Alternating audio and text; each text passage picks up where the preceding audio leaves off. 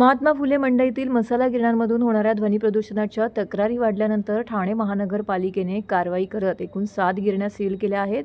त्यामुळे आता उरलेल्या एका गिरणीमध्ये मसाला कुटण्याकरिता नागरिकांची मोठी गर्दी होत असून महिलांना अगदी 2 ते 3 तास रांगेत उभं राहावं लागत असल्याने त्यांच्यामधून तीव्र नाराजी व्यक्त होत आहे।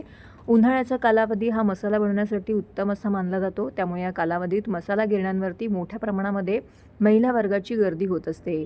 ठाणे बाजारपेठेत महात्मा फुले मंडईमध्ये मसाला बाजार आहे। या बाजारामध्ये 7 ते 8 मसाला गिरण्या आहेत। उत्तम पद्धतीने मसाला येथे कुटून मिळत असल्यामुळे ठाणे शहरातीलच नाही तर कळवा, मुंब्रा, दिवा, डोंबिवली, कल्याण, भिवंडी, मुलुंड, घाटकोपर अशा विविध भागातून गेल्या अनेक वर्षांपासून नागरिक या मसाला बाजारामध्ये मसाला बनवण्याकरिता येतात। परंतु बाजारात मोठ्या प्रमाणामध्ये मसाला गिरण्या सुरू असल्यामुळे ध्वनी प्रदूषण होत असल्याची तक्रार स्थानिक नागरिकांनी महापालिकेकडे दिली होती।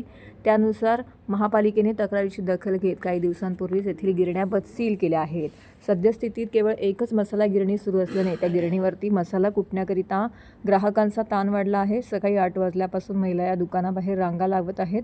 अगदी 3 ते 4 तास रांगेत उन्हामध्ये उभं राहून सुद्धा महिलांचा लवकर नंबर लागत नसल्याने या महिला त्रस्त झाल्या आहेत।